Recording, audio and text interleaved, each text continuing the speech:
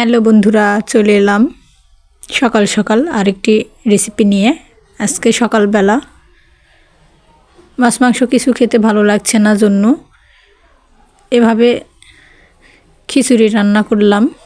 সাথে আরও কি থাকছে চলুন দেখাই পুরো ভিডিওটি না টেনে সবাই দেখবেন আশা করছি। দেখে গঠনমূলক একটি কমেন্ট করবেন, ভালো লাগলে সাবস্ক্রাইব করে আমাকে কমেন্টে জানাবেন। ইনশাল্লাহ আমিও আপনাদের সবার পাশে আছি এবং থাকব। আমি এখানে ভাতের চাল নিয়েছি 1 কেজি পরিমাণ, তার সাথে আধা পোয়া পরিমাণ মসুর ডাল নিয়েছি আর 1 পোয়া পরিমাণ ছোলা বুট ধুয়ে নিয়েছি। এগুলো মিক্সড করেই আমি খিচুড়ি রান্না করব। আমি সব সময় যেটা করি 1 কেজি পরিমাণ চাইলে 15 থেকে 16টি কাঁচামরিচ দেই, তেজপাতা দিলাম, আদা রসুন বাটা দিলাম, লবণের ক্ষেত্রে এখানে একটি কথা বলে রাখি, আমি ছোটোবেলা থেকে মা চাচির কাছে একটা জিনিস শিখে এসেছি যে 1 কেজি পরিমাণ চাল রান্নার ক্ষেত্রে 1 মুষ্টি পরিমাণ লবণ নিলে লবণটা পারফেক্ট হয়। আমিও সেটাই করেছি, এখানে 1 মুষ্টি পরিমাণ লবণ নিয়েছি। সব কিছু উপকরণ এখানে মিক্সড করে হাতে মাখিয়ে রান্নাটা উঠিয়ে দিব। ছোলা দিয়ে এই খিচুড়িটা অনেক মজা হয়, মাংসের প্রয়োজন হয় না। এর সাথে পানি দিব প্রয়োজন মতো। আমি যেটুকু চাল দিয়েছি তার ডাবল পানি দিব। যেহেতু এখানে বুট দিয়েছি, মসুর ডাল দিয়েছি, সেই হিসেবে আরেকটু পানি বেশি দেব।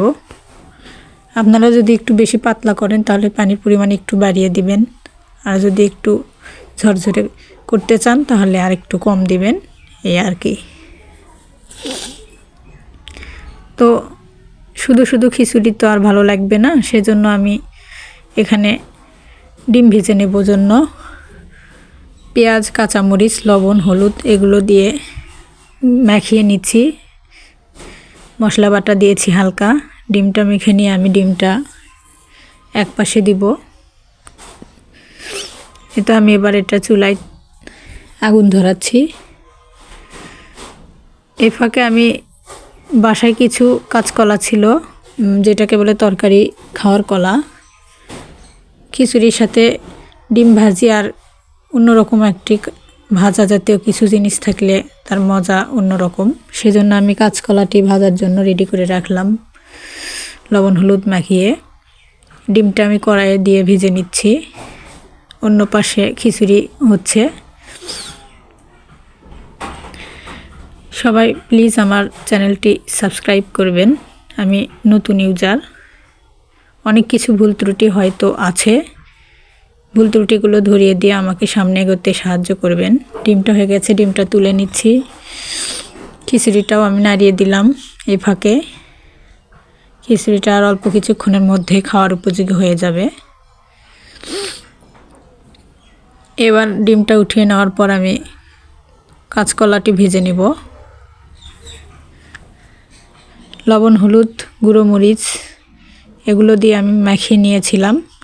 হালকা একটু পানি দিব যাতে এটা ভালোভাবে সিদ্ধ হয়। খিচুড়িটা আমার হয়ে গেছে। আমার আম্মা কুপির পাতার শাক খাবে, সেজন্য সেটা রেডি করতেছে। আর আমার মেয়ের জন্য এখানে আমি এই ফাঁকে সেমাই রান্না করতেছি, এই আর কি। খিচুড়ির সাথে ডিম ভাজি আর এই ভাজি জাতীয় কিছু জিনিস থাকলে আর কিছু লাগে না। দেখেন আমার আব্বা আর আমার মেয়ে খাওয়া শুরু করে দিয়েছে। ভাজি হওয়ার দেরিটাও সইতেছে না। এদিকে ভাজি হচ্ছে আর ওরা ওখানে খাওয়া শুরু করে দিয়েছে। সরিষার তেল দিলাম। পানিগুলো শুকিয়ে যাওয়ার পরে এদিকে সেমাইটাও রান্না হয়ে গেছে।